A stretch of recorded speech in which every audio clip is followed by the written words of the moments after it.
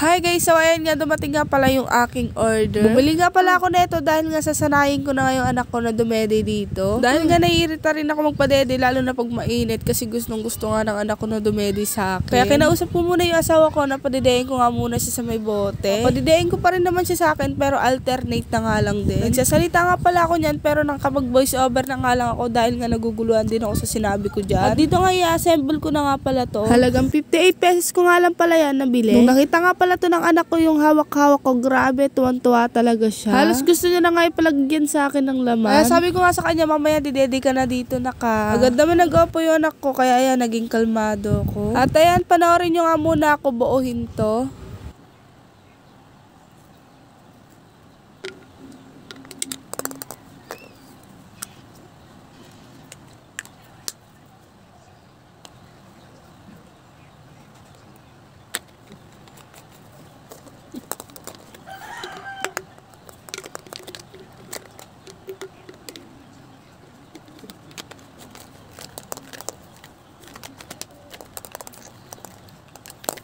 At ayan, tinemplahan ko nga lang tapos pinadede ko na kagad sa anak ko. At yan nga natutuwa ko dahil nga gustong gusto ng anak ko yung lasa ng Bear Brand. At sana nga masanay na yung anak ko para dyan na lang siya dumede. At ayan, hanggang dito na nga lang muna tayo. Thank you for watching.